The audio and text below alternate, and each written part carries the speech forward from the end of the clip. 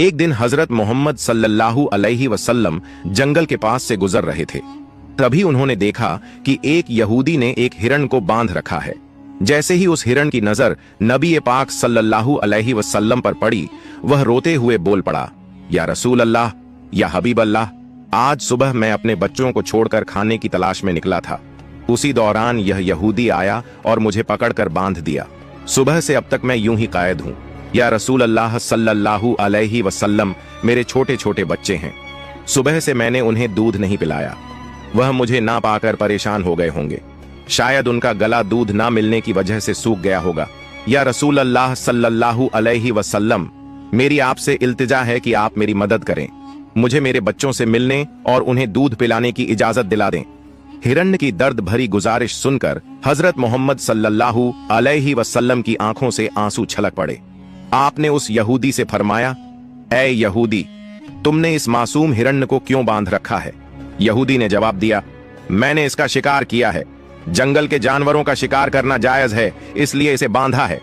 नबी ए अकरम सल्लल्लाहु अलैहि वसल्लम ने फरमाया, क्या तुम नहीं देख रहे कि यह एक माँ है? इसके थन दूध से भरे हुए हैं। यह अपने बच्चों को दूध ना पिला पाने की वजह से परेशान है। इसे छोड़ दो ताकि यह अपने बच्चों को देख सके और उन्हें दूध पिला सके। यहूदी ने कहा, मैंने इसे बड़ी मेहनत से पकड़ा है, अब तुम्हारी बात मानकर इसे क्यों छोड़ दूं? हजरत मोहम्मद सल्लल्लाहु अलैहि वसल्लम ने नरमी से समझाते हुए फरमाया, इस मां हिरण को एक बार अपने बच्चों के पास जाने दो। वह उन्हें दूध पिलाकर और मिलकर वापस तुम्हारे पास लौट आएगी। यहूदी ने तंज से कहा, बांधा हुआ जानवर आज तक वापस आया है? क्या ऐसी कोई मिसाल है? अगर मैं इसे छोड़ दूं तो यह कभी नहीं लौटेगा। जब नबी पाक सल्लल्लाहु अलैहि वसल्लम ने देखा कि यहूदी किसी भी तरह से हिरण को छोड़ने के लिए तैयार नहीं है, तो आपने फरमाया, ऐ यहूदी, इस हिरण को आजाद कर दो। इसके बदले तुम मुझे बांध लो। अगर यह वापस ना लौटे तो तुम मुझे उम्र भर कैद में रख सकते हो। यहूदी ने कहा, ठीक है, एक शर्त पर मैं इसे छोड़ रहा हूं। अगर यह वापस ना आए तो मैं तुम्हें उम्र भर के लिए कैद कर लूंगा। आखिरकार यहूदी ने हिरण को छोड़ दिया और हजरत मोहम्मद सल्लल्लाहु अलैहि वसल्लम को बांध दिया। आजाद होते ही हिरण तेजी से जंगल की तरफ भाग गया। यहूदी दिल ही दिल में हंसते हुए सोचने लगा, हरण अब कभी लौट कर नहीं आएगा। इस आदमी को मैं हमेशा के लिए कैद में रखूंगा। इससे बड़ा बेवकूफ मैंने पूरी दुनिया में नहीं देखा। एक जंगल के जानवर के लिए इसने अपनी जिंदगी दांव पर लगा दी।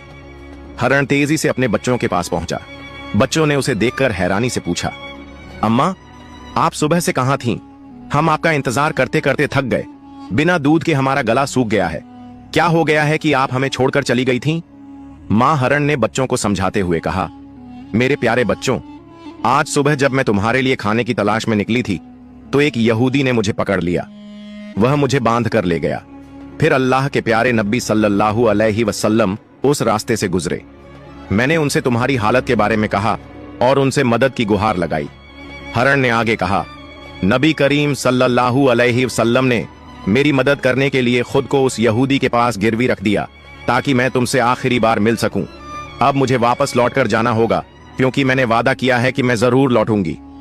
मां हरण ने अपने बच्चों से कहा, मेरे प्यारे बच्चों, वह नरदिल यहूदी अल्लाह के प्यारे नबी सल्लल्लाहु अलैहि वसल्लम को बांध कर रखे हुए है। इसलिए तुम जल्दी से मेरा दूध पी लो। मुझे वापस जाना होगा। मैं अपने नबी को तकलीफा में नहीं छोड़ सकती। जब हरण के बच्चों ने यह सुना कि उनकी मां नबी करीम सल्लल्लाहु अलैहि वसल्लम को यहूदी के पास गिरवी रखकर सिर्फ उनसे मिलने और दूध पिलाने आई है, तो वो रोते हुए बोले, अम्मा, आप कैसे सोच सकती हैं कि हम उस नबी के रहते हुए आपका दूध पिएंगे जिन्हें यहूदी ने कैद कर रखा है? नहीं, हम आपका दूध नहीं पी सकते। आप चलिए, हम भी आपके साथ चलेंगे। हम अल्लाह के नबी की तकलीफ सहन नहीं कर सकते। उसके बाद मां हरण अपने बच्चों के साथ नबी करीम सल्लल्लाहु अलैहि वसल्लम के पास लौटने के लिए चल पड़ी। दूसरी तरफ जब हरण के लौटने में थोड़ी देर हुई तो वह यहूदी तंज करते हुए नबी करीम सल्लल्लाहु अलैहि वसल्लम से कहने लगा, तुमसे ज्यादा बेवकूफ इंसान मैंने इस दुनिया में कभी नहीं देखा।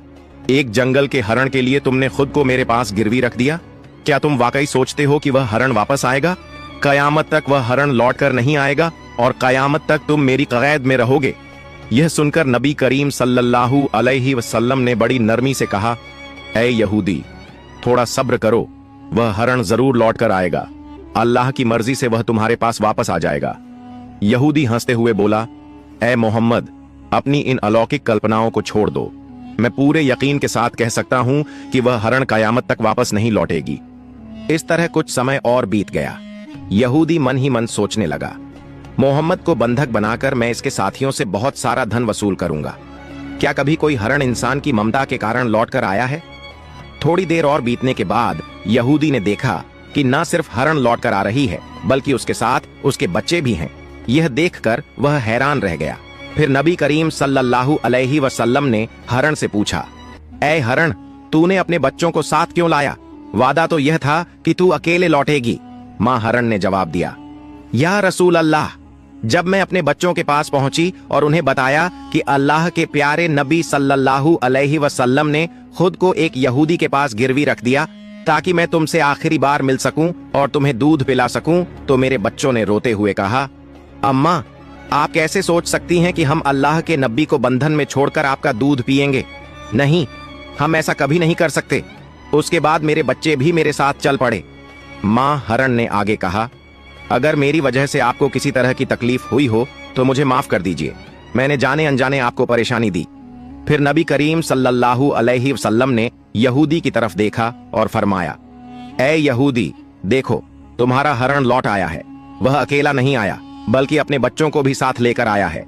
अब तुम इनका जो चाहो इस्तेमाल कर सकते हो। और एक बात याद रखो, मैं केवल इंसानों का नबी नहीं हूं, मैं जंगल के जानवरों, परिंदों और पूरी कायनात का नबी हूं।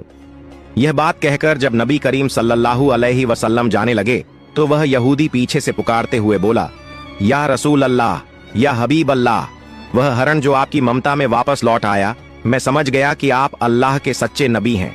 या रसूल अल्लाह, मुझे अपने हाथों से कलमा पढ़ाकर मुसलमान बना दीजिए। मुझे अब उस हरण की कोई जरूरत नहीं है। मैं उसे आपको सौंपता हूं और आपकी सेवा में अपनी जिंदगी गुजारना चाहता हूं। इसके बाद वह यहूदी नबी करीम सल्लल्लाहु अलैहि वसल्लम के हाथों पर कलमा पढ़कर मुसलमान हो गया। सुभान अल्लाह। एक और वाकया।